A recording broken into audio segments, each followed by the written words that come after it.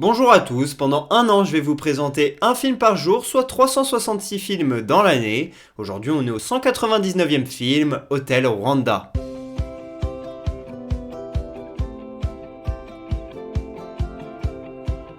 Hôtel Rwanda est un film sorti en 2004, réalisé par Terry George. Ce film est biographique et raconte l'histoire de Paul Rusesabagina, le directeur de l'hôtel des 1000 collines à Kigali, la capitale du Rwanda. Et le Rwanda est un pays au sud-est de l'Afrique qui a connu en 1994 un terrible génocide.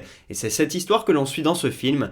En fait, il y a pas mal de rescapés qui vont se réfugier dans l'hôtel et le directeur Paul va essayer de les sauver avec des assaillants qui sont hyper agressifs, hyper violents et qui veulent tout simplement commettre un génocide et ne louper personne.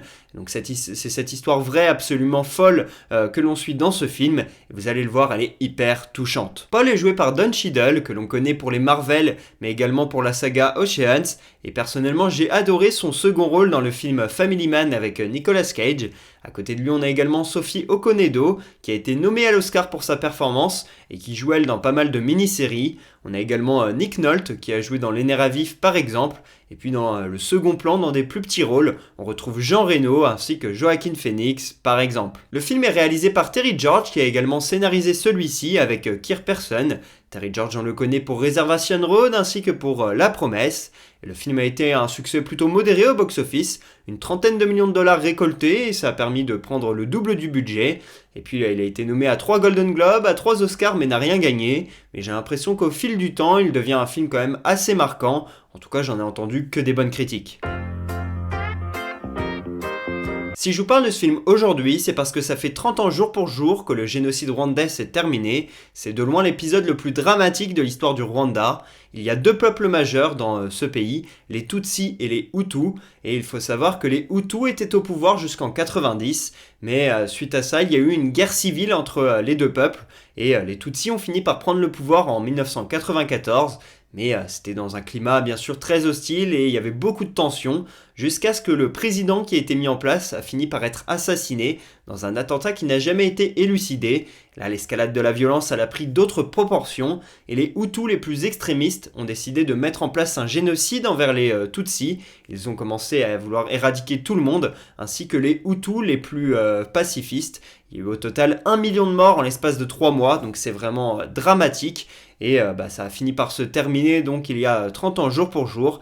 Et je vous laisserai vous intéresser et regarder des vidéos vraiment plus explicites avec des experts pour vous renseigner. Mais déjà ce film vous donne un bon a priori, vous explique plutôt bien comment ça se passait. Parce que moi je ne connaissais que dans les grandes lignes ce conflit et ce génocide. Et c'est vrai qu'avec le film on a déjà toutes les bases. Mais je vous conseille ensuite de compléter ça avec des sources scientifiques et historiques. Ce film, je l'ai vu seul, c'était il y a 2 ans dans mon appartement. Ce qui m'a donné envie de le voir, c'est Joaquin Phoenix. Je vous ai déjà dit plusieurs fois que j'étais absolument fan de cet acteur. C'est mon acteur préféré, on peut le dire. Et donc j'ai vu pas mal de films avec lui. Et j'avais vu dans sa filmographie Hôtel Rwanda, qui a été très bien noté, très bien perçu, etc. Et je me suis dit, je vais le regarder. A priori, il a un rôle secondaire, mais quand même, j'ai envie de le voir. Et ce film était génial. Au final, Joaquin Phoenix, on le voit que 2-3 minutes grand max à l'écran, mais le peu de temps que j'ai vu, j'ai vraiment adoré, mais c'est surtout toute cette histoire qui m'a passionné et qui m'a vraiment énormément ému. Je mets un 18 sur 20 à ce film. Ce que j'aime beaucoup, c'est qu'il est assez proche de la réalité. Alors certes, le personnage principal, Paul, le directeur d'hôtel, il est un petit peu héroïsé et au final, c'était pas non plus autant que ça dans la vraie vie d'après les témoignages que j'ai pu lire. Mais globalement, on comprend très bien comment le conflit entre les Tutsis et les Hutus, ça on le comprend très bien grâce au film. Donc c'est génial. Et puis au-delà de ça, c'est un film hyper émouvant, hyper touchant. Personnellement, j'ai eu 2-3 larmes qui ont coulé. Et puis pendant tout le film, on est dans un climat très hostile et on est un petit peu là à jouer au chat et à la souris. Est-ce qu'ils vont réussir à se faire piéger? Est-ce qu'ils vont réussir à se faire trouver? Un petit peu comme les Juifs avec les Allemands et les nazis pendant la Seconde Guerre mondiale. Là, c'est un petit peu la même chose avec ceux qui essaient de se cacher et de se protéger du mal, on va dire, et de la violence la plus terrible qu'il soit. Donc c'est un film hyper touchant que je vous conseille, d'autant plus qu'il est sur l'un des événements les plus marquants du XXe siècle.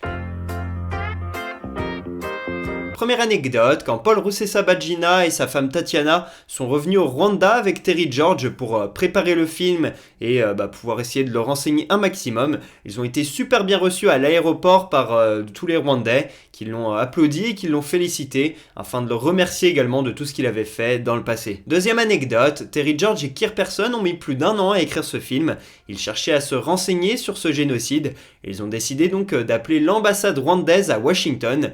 Et au téléphone, la femme qui a répondu, c'était une survivante de l'hôtel des Mille Collines. Une énorme coïncidence, mais qui leur a bien servi pour travailler sur ce scénario. Troisième anecdote, Paul Rusesabagina a été condamné en 2021 à 25 ans de prison dans son pays, le Rwanda, parce qu'il a essayé de mettre en place un mouvement de libération contre le régime en place, celui du président Paul Kagame, qui est souvent considéré comme un dictateur ici et là, et qui est en place au pouvoir rwandais depuis plus d'une vingtaine d'années. Et donc il a été condamné à 25 ans de prison, mais il a été relâché après 31 mois en 2023, notamment parce que je crois que les Américains ont mis pas mal de pression, et donc il a pu sortir il y a à peu près un an, et depuis il vit aux États-Unis, mais continue de mener son combat contre Paul Kagame.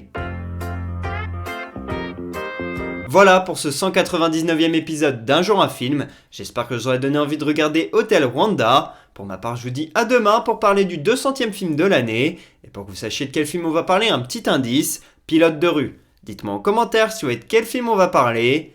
À demain.